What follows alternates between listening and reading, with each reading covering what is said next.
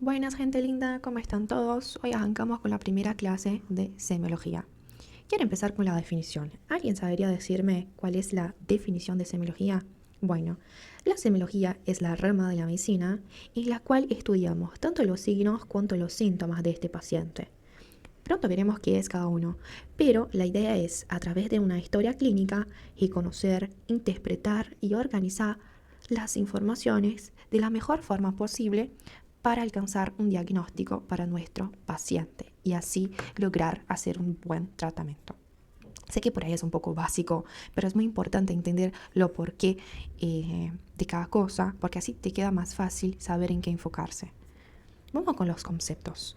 Primero, el concepto de síntoma. ¿Qué les parece que es un síntoma? Yo sé que en el libro describe que el síntoma es una manifestación subjetiva. Pero ¿qué quiere decir una manifestación subjetiva? La manifestación subjetiva me refiere a lo que el paciente me menciona en la consulta, o sea, lo que refiere el paciente.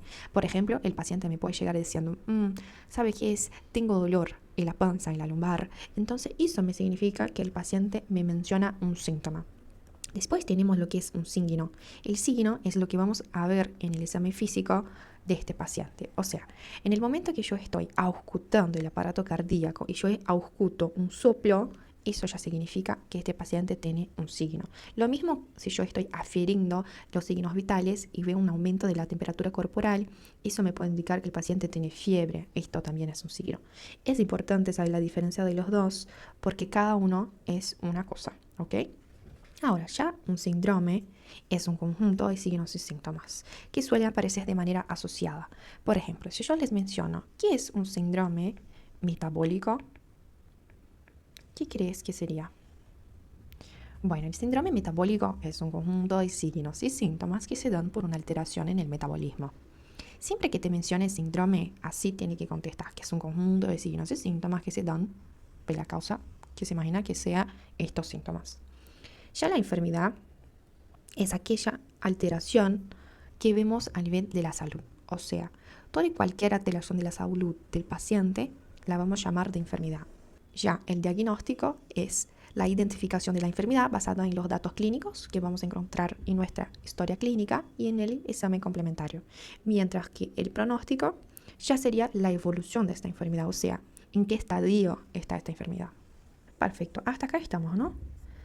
Vamos entonces a entender mejor lo que es esta famosa historia clínica. La historia clínica es un documento donde vamos a ordenar de manera cronológica los datos de mi paciente, empezando primeramente por los datos personales, como el nombre, la edad, la fecha de nacimiento, el documento también le puedo poner, en general el básico que necesitamos para ubicar a este paciente. Después tenemos los motivos de consulta, que yo sugiero que sea máximo 2, porque vas a ver que cuando estés en la clínica, este paciente puede venir porque tiene dolor, pero aprovecha que está ahí y empieza a tirar cosas que quizás te puede mezclar en la cabeza y que a veces no te auxilian en el diagnóstico. Como por ejemplo, te vas a decir, bueno, vengo porque tengo un dolor en la espalda, pero ¿sabe qué? Me estoy acordando que tengo una mancha en la piel y ahí medio que ya va para otro lado. Así que ojo con los motivos de consulta, para que no quede tan desorganizado. Después podemos preguntar a este paciente si hay enfermedades actuales. ¿Qué quiero decir con enfermedades actuales? Si este ya padece de una hipertensión, de una diabetes, pero ojo, acá puede ser que el paciente te diga que no tiene nada, entonces es importante hacer la siguiente pregunta. ¿Tomas alguna medicación? ¿Por qué les cuento eso? Ya me ha pasado de que estaba enfrente a un paciente y le pregunté si tenía alguna enfermedad y me dijo que no, pero en el momento que pregunté qué medicación tomaba me empezó a listar. Tomo metformina, tomo propanolol y yo le miré tipo, bueno, entonces tenés diabetes, tenés eso, tenés el otro, entonces es importante que hagas este tipo de pregunta.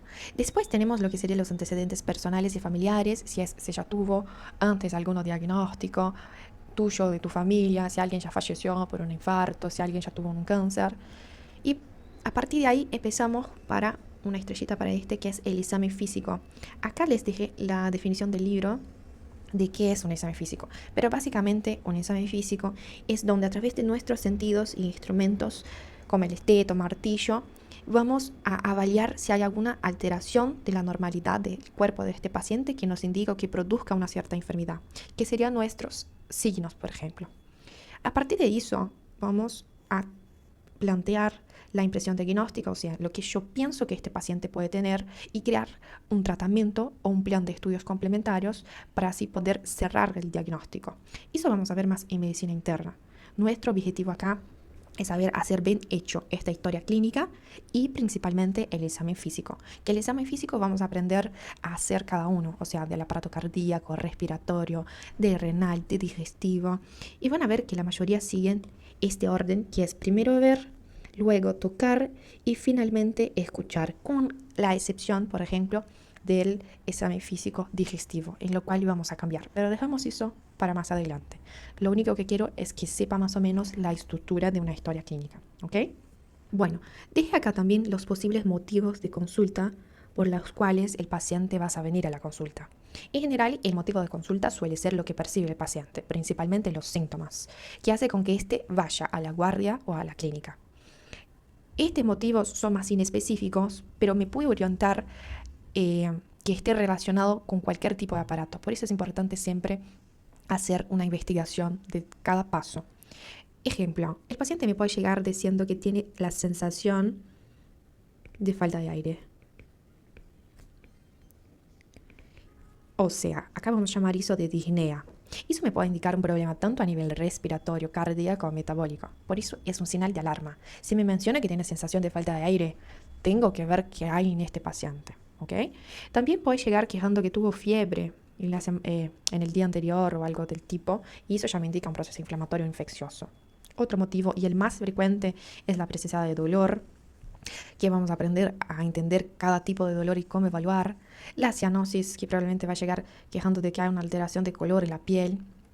El edema, que el edema no te vas a decir, bueno, tengo edema, te vas a decir que notó que hay un hinchazo en la pierna o en los miembros inferiores.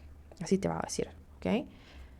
Bueno, por último, para esta clase introductoria les dejé también lo que serían los valores normales, que cuando estamos haciendo una historia clínica y empezamos el examen físico, lo primero que tenemos que ver son los signos vitales. Los signos vitales son aquellos signos los cuales podemos aferir para ver cómo se encuentra la función vital de este paciente, como por ejemplo la frecuencia respiratoria, que suele ser de 12 a 24 respiraciones por minuto, la frecuencia cardíaca, que es de 60 a 100 latidos por minuto, la presión arterial, que vamos a aprender a aferir, que suele ser el valor normal de 120 por 80 milímetros de mercurio. La temperatura también, que si este está mayor que 37,5, vamos a ver que ya puede empezar a estar febril. Después tenemos la saturación de oxígeno, que suele ser de 95 a 100%. La presión arterial media y la presión venosa, acá no es tan importante saber de memoria, pero es bueno tener en cuenta. Los demás datos les dejo, pero vamos a profundizar a medida que vaya pasando.